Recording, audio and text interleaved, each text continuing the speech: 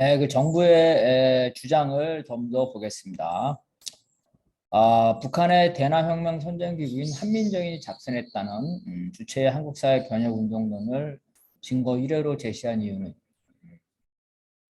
통합진보당과 민주노동당이 이 주사파에 장악돼서 이 책의 내용대로 은밀하게 대남혁명을 수행했다는 자신의 그 논리를 헌법재판관에게 처음부터 이제 각인시키기 위한 선제 공격이죠.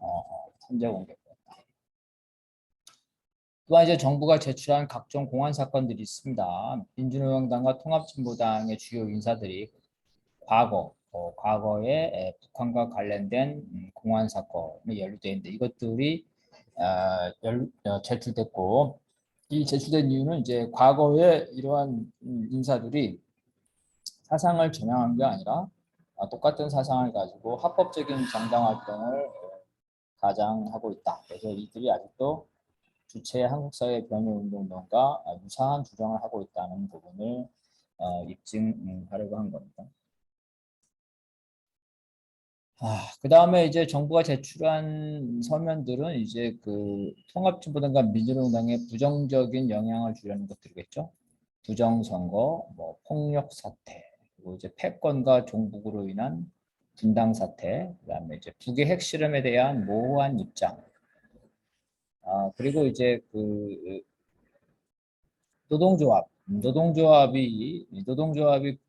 노동조합이 자유롭지 못하고 정당의 입당이 금지되어 있는 교사와 공무원이 민주노동당에 입당했다는 겁니다. 그러면서 민주노동당과 이 통합진보당이 교사와 공무원을 통해서 이 폭력혁명 이런 것들을 시도하고 있다. 기간지는 이제 그 선전선동 정책연구원이 이러한 그 혁명 논리를 생산하고 있다는 거고요. 저를 포함해서 거기 있는 사람들의 어떤 글들 이러한 것들을 제출했고요. 민중연대, 통일연대, 진보연대 이러한 상설연대체를 바로 이제 그 민주노동당이나 거기에 있는 그 자주계열들이 주로 이제 그거를 주도하고 있고, 이제 진보적 민주주의라는 그 당의 강령을 실현하는 수단으로 사용되고 있다. 그러한 친북적이고 혁명적인 사상을 당원에게 교양해서 확산시키고 있다는 것. 그다음에 진보적 민주주의가 사회주의의 단계적 혁명론의 일환이라는 것. 그리고 이제 통합진보당과 민주노동당의 일부 당직자나 당원들이 국가 연결되어 있는 1심의 사건이나 왕대산 사건에 연루되어 있고, 이들이 관련된 보고를 받았으며 또 당 사업에 관련돼서 북의 지시를 받았다는 그러한 문건들, 이러한 것들을 정부가 제출했습니다. 정부의 주장을 한번 보겠습니다. 이건 이제 그 중요한 거니까 한번 읽어보겠습니다. 민주노동당과 통합진보당의 진보적 민주주의는 과거 민주혁명당 영남위원회 1심에 17년대 한총련 한국청년단체연합회 등 전부 다 이적단체나 반국가단체 사건인데요. 연루되어 있고, 지금도 이제 대남혁명론에 추정하는 종북 세력들이 이러한 진보적 민주주의 강령을 도입했다. 진보적 민주주의의 내용은 겉으로는 폭력혁명적인 것이 없지만 실질적으로 그 내용을 보면은 강령의 문헌과 다르게 종북 세력들의 주장과 활동에 근거하고 있고, 그런 방향으로 해석해야 된다. 강령 이후의 출판물이라든지 당원의 발언, 작성 문건, 당원이 아닌 종북 세력들의 문건, 그리고 이제 북이 대남 선전으로 운영하는 홈페이지의 문건의 내용들을 종합해서 볼 때 진보적 민주주의 강령은 대남 혁명론이다. 그런데 진보적 민주주의의 내용을 보게 되면 해방 직후에 사회주의 혁명을 단계적으로 실현하는 사회주의자들, 특히 그 김일성의 진보적 민주주의에서 유래되었다는 겁니다. 진보적 민주주의는 이제 자본가의 주권을 박탈하고 국민 주권을 부정하는 거죠. 노동자와 빈민들의 주권만 주장한다. 이 민중 주권이. 그래서 국민 주권에 반한다. 그래서 이거는 공산당, 공산주의가에서 주장하는 인민 주권과 본질적으로 동일하다. 그래서 진보적 민주주의의 혁명 수단은 노동자, 농민, 민중이 주체가 돼서 대중주쟁과 결합하는 선거에 의해서 추진하고, 이것이 여의치 않을 경우에는 전민항쟁이라는 폭력혁명을 하는데, 그것은 이제 북한의 무력 개입이라든가 혹은 저항권 사항이죠. 뭐 4.19라든지 광주라든지 그런 폭력 상황에 전민항쟁이라는 형태로 나타나서 자주적 민주정부, 즉 친북정부를 수립하는 것을 목표로 한다는 거죠. 민주노동당과 통합진보당은 이러한 전민항쟁을 시도하기 위해서는 당원만 가지고는 부족하기 때문에 민중연대나 진보연대와 같이 이런 통일전선체를 만들어서 광범위한 노동자, 농민, 빈민, 학생들과 함께 합법투쟁이나 혹은 비합법투쟁을 전개를 한다. 통일전선이라고. 경우에 따라서는 이제 합법적인 집권의 가능성을 높이기 위해서 민주당 같은 보수 야당과 선거연합이나 연립정부를 추진한다. 그래서 이제 보수 야당이 민주당이 주장하는 선거연합 후보단이라 이런 것들이 사실은 북의 그 혁명 노선, 혁명 전략의 일환이다.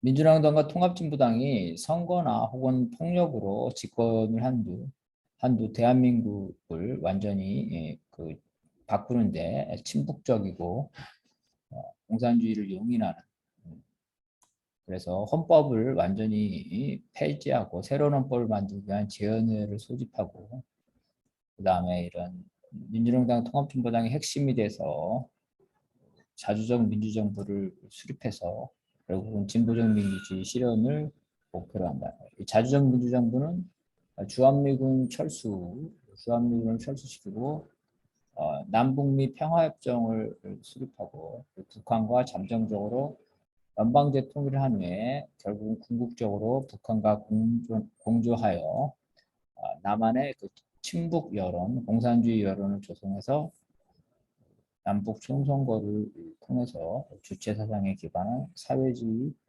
통일 국가를 건설한다. 이게 바로 이제 그 민주노동당과 통합진보당의 전략이다. 그러므로 민주노동당과 통합진보당은 해산돼야 된다. 이러한 정부의 주장입니다. 이에 대해서 이제 통합진보당이 반론을 했는데요. 그 변론을 보게 되면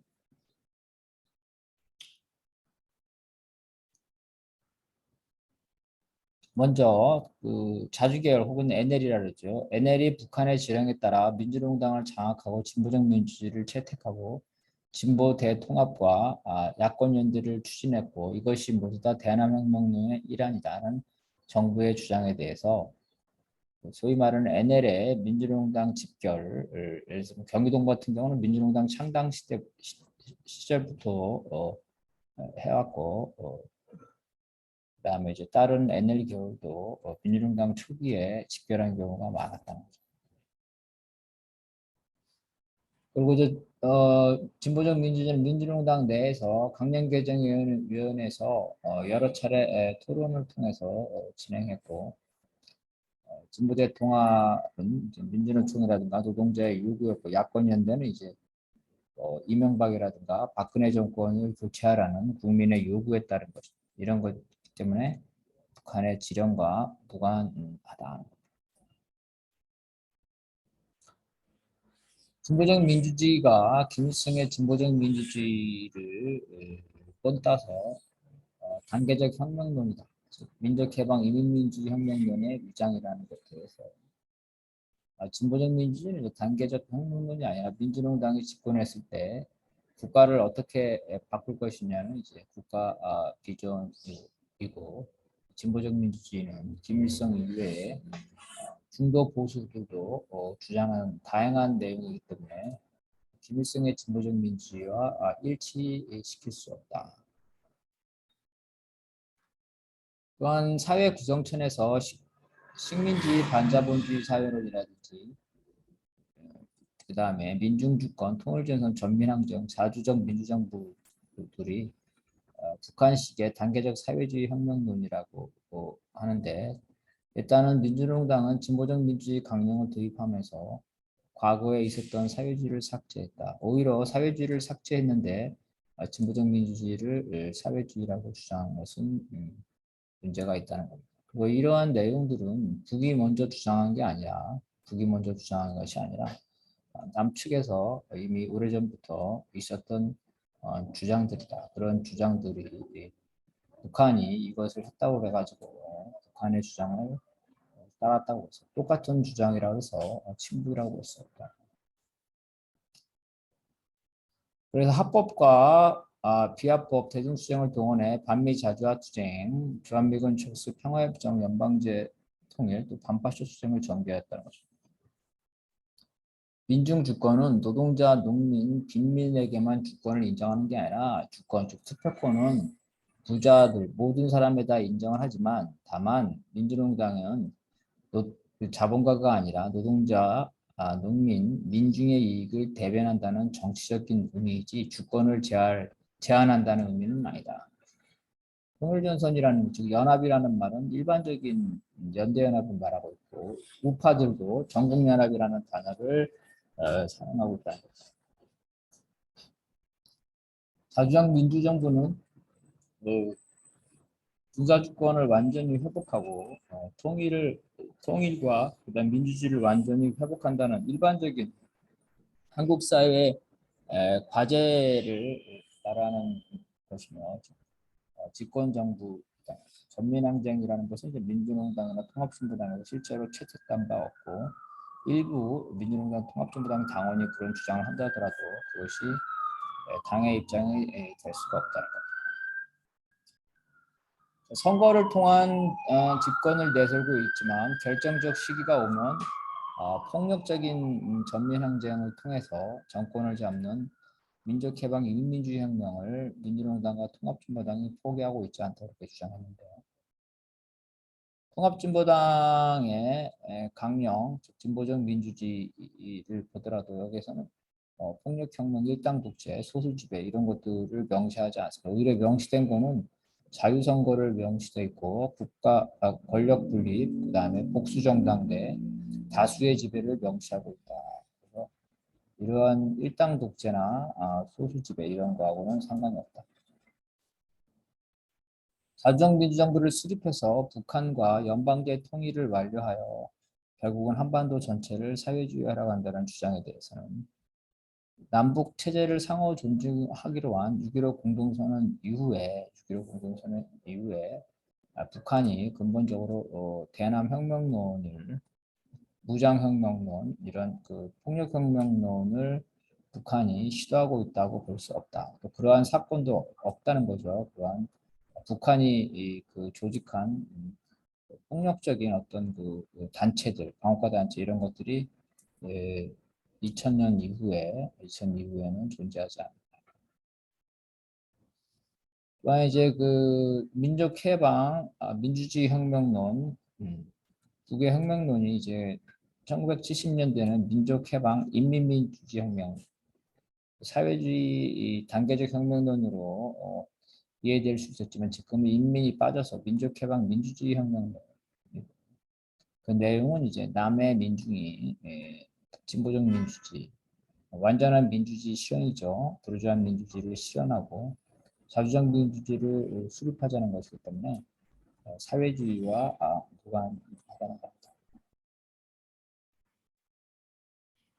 주한미군 철수, 평화협정 국유화 이런 주장이 북한의 주장과 같고 헌법에 위반된다는 거죠. 일단은 주한미군 철수는 북한만 주장하는 것도 아니죠. 평화협정 일부 학자들도 주장합니다. 국유화는 해외에서 많이 주장하고 있고 심지어 국유화를 박정희나 이승만 정권 때 추진한 적도 있어요. 그래서 이 자체가 북한만이 주장하는 것은 아니라는 거죠. 헌법에 위반된 것도 아니고 이러한 내용들은 구체적으로 내용을 보면 북한의 주장과 다르고 헌법상으로 허용되는 거죠. 남의 나라에 들어와 있는 군대를 나가라는 거, 그다음에 전쟁 상태를 종식시키는 평화협정을 하자는 것, 그다음에 국민의 삶에 중요한 영향을 미치는 산업을 국유화하자는 것, 이런 것들. 연방 대통령도 마찬가지죠. 6.15 공동선에서 이미 이러한 것들이 그 헌법에 위반된다고 볼 수가 없다.